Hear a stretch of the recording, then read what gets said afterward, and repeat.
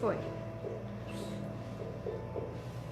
Olá pessoal, graça e paz do Senhor Jesus, boa noite a todos vocês.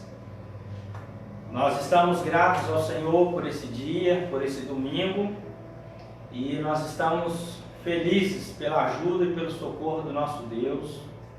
Um dia muito bacana. Hoje nós comemoramos o dia do pastor Batista. Deixamos o nosso abraço também aos pastores, a nossa gratidão às nossas igrejas, pelo carinho que vocês, nossos irmãos, estão tendo para conosco nesse tempo. Deus abençoe a sua vida. Quero pedir a você para nos ajudar também, participando, compartilhando as nossas lives.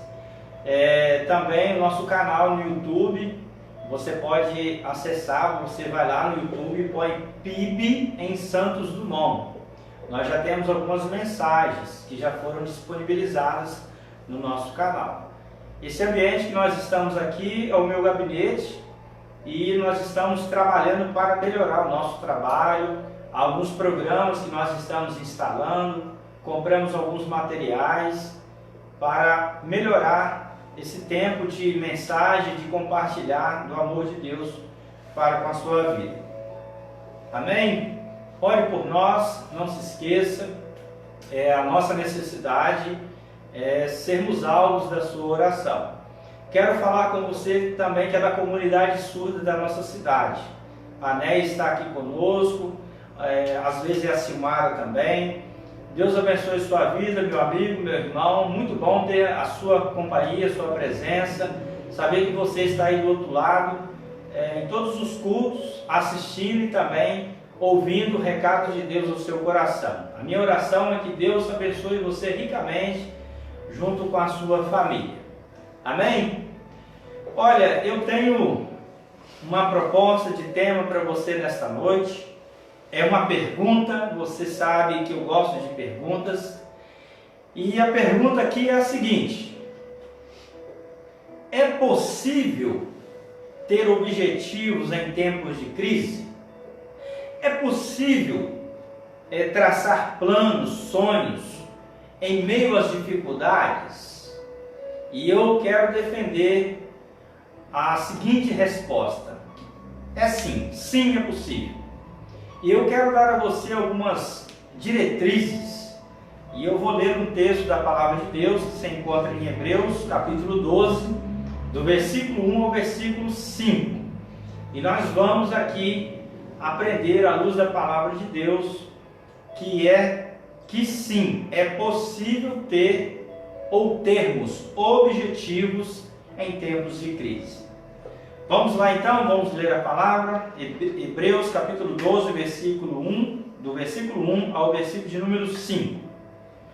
Assim diz o texto: portanto, também nós, uma vez que estamos rodeados por tão grande nuvem de testemunhas, livremo-nos de tudo que nos atrapalha e do pecado que nos envolve, e corramos com perseverança a corrida que nos é proposta, tendo os nossos olhos fitos em Jesus, autor e consumador da nossa fé.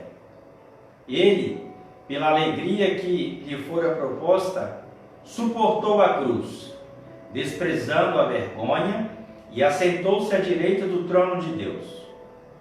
Pensem bem naquele que suportou tal oposição dos pecadores contra si mesmo, para que vocês não se cansem nem se desanimem. Na luta contra o pecado, vocês ainda não resistiram até o ponto de derramar o próprio sangue. Vocês se esqueceram da palavra de ânimo que lhes dirigi como filhos. Meu filho, não despreze a disciplina do Senhor, nem se magoe com a sua repreensão, pois o Senhor disciplina a quem ama e castiga todo aquele a quem aceita como filho. Amém? Eu separei algumas frases para nós começarmos a falar sobre esse tema nesta noite. A primeira frase é de um autor chamado Oliver. Ele diz assim: A nossa maior glória não reside no fato de nunca cairmos, mas sim em levantarmos-nos sempre depois de cada queda. O segundo é Abraham Lincoln. Ele escreveu a seguinte frase: o êxito da vida não se mede pelo caminho que você conquistou, mas sim pelas dificuldades que superou no caminho. Terceira frase, Maurício Rodrigues de Moraes: problemas não são obstáculos, mas oportunidades ímpares de superação e evolução. Então, eu separei essas três frases para que nós possamos pensar a respeito do momento que todos nós estamos envolvidos, do momento que todos nós estamos participando, e pensar na possibilidade de que nesse tempo é possível sim termos objetivos pessoais, termos objetivos claros quanto família e também na vida profissional. O texto que nós lemos, ele faz parte de um contexto em que o autor ele se dirige a um grupo de igreja. O livro aos Hebreus, ele é escrito a um grupo de igrejas da Ásia Menor, e ele se enquadra naquele conjunto de livros da Bíblia que nós chamamos de cartas gerais, embora ele seja um livro. E a ideia aqui do autor é lembrar, primeiro no capítulo 11, ele traz a memória dos seus leitores, daqueles que estariam lendo ou ouvindo a sua mensagem, dos chamados heróis da fé, a galeria da fé. E quando ele entra no capítulo 12, ele já começa dizendo, portanto, ele poderia dizer, portanto, irmãos, também nós, uma vez que estamos rodeados por tão grande nuvem de testemunhas, livremo-nos de tudo que nos atrapalha e do pecado que nos envolve e corramos com perseverança a corrida que nos é proposta. Ele trabalha uma ideia de estádio olímpico, o lugar onde os imperadores, os reis e governantes daquele tempo colocavam as pessoas para disputarem uma competição. Mas havia uma outra questão envolvida aqui: os condenados também eram postos nesses lugares para serem martirizados. E ali haviam vários tipos de martírio. E o autor desse livro, ele está chamando a atenção dos irmãos para essa ideia, para esse contexto, colocando para ele, irmãos, nós estamos rodeados por uma grande nuvem de testemunhas. A palavra nuvem aqui são pessoas, multidões, uma grande multidão que estava observando e que ficava observando todos os dias o caminhar daquela igreja, da igreja naquele tempo, como que ela seguia em frente, a sua pregação, a sua fé, o seu olhar para a cruz de Cristo. A igreja era muito perseguida, ela não podia falar do amor de Deus, ela não podia viver a sua fé com toda a sua liberdade. E ele então traz essa palavra de ânimo, começando lá no capítulo 12, no capítulo 11, lembrando a esses irmãos quem foram os heróis da fé, o que aconteceu com eles, o que eles fizeram. Agora é nosso tempo, é a nossa vez. Nós estamos rodeados por uma grande nuvem de testemunhas. Pessoas que nos observam, testemunhas oculares, mas que também estão ouvindo a nossa mensagem. A mensagem do Evangelho, a mensagem que nasceu na cruz de Cristo e que está atravessando os nossos dias e agora chegou até nós. Isso foi pregado e ensinado poucos anos depois da morte de Jesus. E essa mensagem atravessou os séculos e chegou à nossa geração. ao ano de 2020. E nós estamos como que aquelas pessoas, rodeados por uma grande nuvem de testemunhas. Estamos diante de uma crise mundial, uma crise sanitária que está atingindo todo mundo. E nós estamos envolvidos nesse negócio. Nós fazemos parte desse contexto. Então, como que nós, no nosso tempo, no nosso momento, na nossa época, na nossa geração, vamos conseguir ter objetivos com tudo isso que está acontecendo? Primeira dica: nós precisamos nos livrar de tudo que nos atrapalha. O autor diz assim: livremos-nos de tudo que nos atrapalha. Eu quero dar a você uma recomendação. Pega um papel, uma caneta, ou se você quer usar o seu computador, seu laptop, fique à vontade. Mas não deixe de fazer o que eu vou falar para você aqui agora. Faça uma lista pessoal, ou se você tem, pode fazer com o seu cônjuge, com a sua família, ou para a vida profissional, não importa, mas faça. Faça uma lista de tudo aquilo que está atrapalhando a sua vida hoje. O que está atrapalhando a sua vida hoje? Então você vai colocar lá no papel. Você vai do outro lado, vai fazer uma outra coluna de tudo aquilo que você entende que é bom e que vai isso. Você passa a enxergar a vida de uma maneira mais clara, mais objetiva. E isso vai fazer com que você tenha objetivos claros. Vai fazer com que os seus sonhos fiquem mais nítidos diante de você. Então você precisa se livrar do que te atrapalha. Eu não posso dizer para você, eu sei dos meus. Se alguma coisa surge na minha vida e começa a atrapalhar os objetivos que eu tenho, eu dou um jeito de me livrar daquilo. Eu não vou trazer para a minha vida algo que vai me atrasar, que vai me atrapalhar. Eu vou me livrar. É assim que eu faço.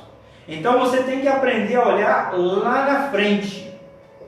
Não é porque você está envolvido em algo agora, está no meio de uma crise, que você vai parar de ter objetivos. Muito pelo contrário, a vida não parou, a vida não acabou. Aliás, eu quero dizer algo para você também sobre isso. Algo mais. Se você der lugar para se envolver ou para deixar a crise, a adversidade sufocar você, você morre mais rápido. Mas quando você se levanta e começa a lutar, você ganha força, você ganha resistência, você vai se tornar uma pessoa mais capaz, mais corajosa, e você vai começar a fazer coisas que nem você acreditava que você seria capaz de fazer. Então seja essa pessoa. Seja alguém de coragem, se livre do que está atrapalhando sua vida, se apegue naquilo que ajuda você, então siga em frente com os seus objetivos. Amém? Outra orientação que ele nos dá, ele fala sobre pecado. Você tem que se livrar do pecado que te envolve. Eu não sei se você que está me ouvindo ou vai me ouvir sabe o que é pecado, mas eu quero dar uma breve definição sobre pecado. A definição mais exata para pecado é errar o alvo. É aquela ideia do arqueiro que lança sua flecha. Então, quando ele erra o alvo, ele cometeu uma falha, uma transgressão, um erro. Ele errou. Pecado é rebeldia contra Deus. Pecado é desobediência. Isso é pecado. Eu não quero falar sobre pecados em si. Eu estou apenas dando uma breve definição do que é pecado. Se você tem essa definição de pecado, você tem essa consciência de pecado, se você sabe o que é pecado, e se você olhar para o seu coração nesta noite, ou em qualquer outro momento que você me ouvir, e entender que na sua vida há prática de pecado, você está envolvido em alguma prática pecaminosa, o meu conselho a você, a minha palavra a você, é que você abandone o seu pecado. que você deixe a sua prática pecaminosa. Porque o pecado, ele tem o poder de lançar você no inferno. O salário do pecado é a morte. E morte eterna. O que é morte eterna? É separação eterna de Deus. Uma vez que você está separado eternamente de Deus, não tem como você voltar. Mas enquanto você estiver aqui, enquanto você estiver em vida, você pode abandonar o seu pecado, se arrepender dos seus pecados, pedir perdão a Deus pelos seus pecados, e você vai lá nas cartas de João, você vai ver João ensinando o seguinte, que se você pedir perdão pelos seus pecados, se arrepender dos seus pecados, o Senhor é fiel e justo para perdoar todos os seus pecados. Amém? Então abandone os seus pecados e volte-se para Deus. Ele fala sobre envolvimento. A ideia de se envolver é aquela ideia de cumplicidade. Eu posso usar para você o exemplo de quando uma pessoa vai realizar algo ruim, um crime, algo que vai prejudicar uma outra pessoa, aí ela pode pensar assim, eu não vou fazer isso sozinho, eu vou trazer alguém comigo, eu vou envolver alguém nessa ação ruim que eu vou realizar, nesse crime.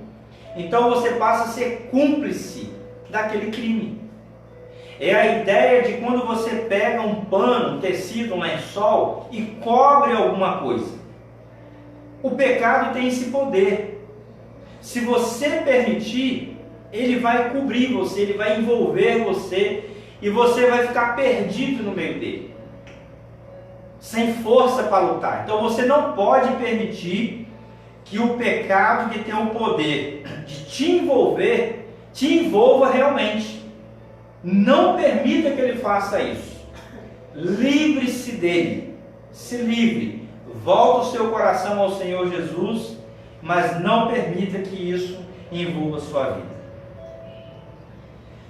A outra palavra que o escritor deixou para nós é: e corramos com perseverança. Ou seja, depois que você se livrar de tudo que te atrapalha, depois que você deixar o pecado que te envolve, você precisa correr com perseverança. Primeiro você deixa as coisas que estão atrapalhando você para trás, abandona os seus pecados, somente agora você está preparado para correr. A ideia do atletismo aplicada por ele é: os atletas se preparavam, deixavam alguns tipos de vestimentas que eram usadas no cotidiano de lado, se vestiam com uma roupa que ia dar a ele condições para aquela corrida, para aquela competição, deixavam os outros obstáculos de lado e agora então eles estavam preparados para correr. Mas correr como? Como que um atleta corre? Se ele pretende chegar no lugar mais alto do pódio, ele precisa ser perseverante na sua corrida. Ele não pode correr 10 metros e diminuir o ritmo. Não. Ele tem que perseverar. Ele tem que dar o máximo de si. E eu quero fazer uma pergunta aqui para você. Se você fizer uma breve reflexão nesta noite, você poderia me responder com 100% de certeza que você está dando o máximo de si? Você está se dedicando ao máximo? Você está se empenhando ao máximo nos seus objetivos? Você está trabalhando, está estudando, está buscando os recursos necessários para que os objetivos que você tem hoje sejam um dia realidade na sua vida? Porque se você não estiver fazendo isso, é bem provável que você nunca chegue a nenhum lugar. É bem provável que você não conquiste nada para a sua vida. E não é isso que o Senhor quer para você. Ele quer que você seja alguém realizado, alguém que siga em frente, alguém que corra com perseverança. E qual é a corrida que o escritor está falando para nós? Ele está falando sobre a corrida da fé. A corrida da fé é a corrida que o Senhor está proporcionando para cada pessoa. A corrida da fé é a nossa caminhada na direção do Senhor. fé aqui é o dom dado por Deus. Não é algo que eu conquistei, não é algo que você conquistou, não é algo que você vai conquistar, mas é algo que Deus põe no seu coração para que você se enche de certeza, de coragem, de vontade, de garra, de levantar amanhã, na segunda-feira, e poder se colocar de pé e dizer assim: eu vou conseguir, eu vou seguir em frente. Deus está presente comigo. O que Ele colocou dentro de mim, dentro do meu coração, me dá a certeza e a garantia daquilo que eu nem consigo ver agora, daquilo que eu não consigo pegar, daquilo que não está diante de mim, mas é a fé que Deus colocou dentro do meu coração que faz com que eu tenha essa convicção, essa certeza que eu caminho na direção dEle, que eu levanto com pensamentos positivos, de que eu não vou me entregar nessa crise, mas que eu vou olhar para frente, para o autor e consumador da minha fé, que é Cristo Jesus, meu Senhor e meu Salvador. Amém? É isso que Deus quer pôr dentro do seu coração, meu amigo, meu irmão. Então não permita em tempo nenhum que nesse momento, nesse tempo de quarentena, você seja sufocado, que você seja aprisionado, que você seja prisioneiro de você mesmo. Não permita. Olhe para Cristo. O texto nos diz: tendo os nossos olhos fitos em Jesus. O que é ter os olhos fitos em Jesus, pastor? É não olhar para as outras coisas. Quando você põe o seu olhar em Jesus, você não olha, você não tem tempo para olhar para as coisas que estão à direita ou à esquerda. Você só consegue olhar para Jesus, você só consegue olhar para a cruz de Cristo. Cristo é o autor e consumador da nossa fé. O que significa ser o autor e consumador? Significa ser o provedor, o líder. Significa ser aquele que vai produzir no nosso coração, que vai pôr na nossa vida a fé que nós precisamos para continuar avançando. E o que significa ser o consumador? Significa que Ele é aquele que concede a fé que nós precisamos, mas é sobre Ele também que nós devemos depositar a nossa fé. A fé que você tem no seu coração para correr com perseverança, a corrida que Ele proporciona para você, a caminhada que está diante de você, seu futuro, sua vida, seus objetivos, mesmo que sejam nesse tempo, ela deve começar e deve terminar em Cristo Jesus, o nosso Senhor e Salvador. Amém? A palavra de Deus diz que Ele é o alfa e o ômega. Ele é o começo e o fim de todas as coisas. Nele e por Ele o mundo foi criado. E nele e por Ele um dia tudo também irá terminar. E a nossa vida e a nossa caminhada, a nossa corrida da fé, ou a nossa corrida pela fé, também aqui é da mesma maneira. A palavra de Deus diz assim: Ele, pela alegria que lhe fora proposta, suportou a cruz, desprezando a vergonha, e assentou-se à direita do trono de Deus. Eu e você certamente nunca vamos poder imaginar a dor e o sofrimento que o Senhor Jesus suportou. A cruz que Jesus carregou um dia era para eu e você carregar. Mas como não era possível a nenhum homem carregar aquela cruz, Ele então carregou a cruz. Eu e você deveríamos morrer naquele lugar.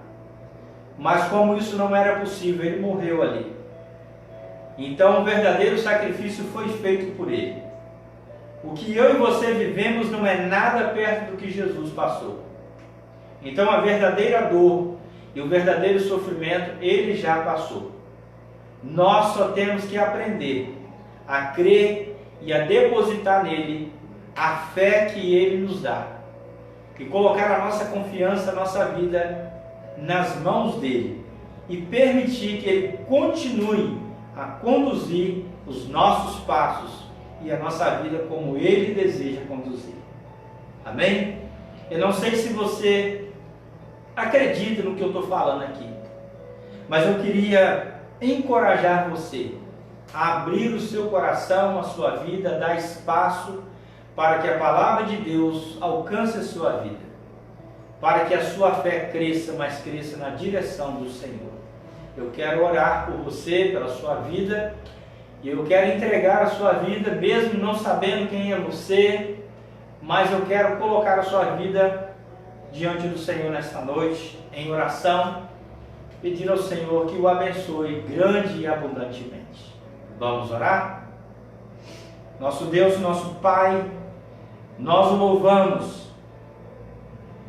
Nós o louvamos, ó Deus, pela grandeza do Senhor, pelo amor que o Senhor tem derramado sobre nós todos os dias, pela fé no nosso coração, pela garra e a vontade de continuar, quando, Deus, nós levantamos todos os dias e olhamos para o Senhor e sabemos, ó Deus, que se estamos aqui fazendo, ó Deus, as coisas que fazemos, é pela Tua vontade, é pela Tua permissão, Pai. E eu peço, Deus, por todos que participam conosco, que assistem esta mensagem, que nos acompanham, que o Senhor os cubra com a Tua mão de poder.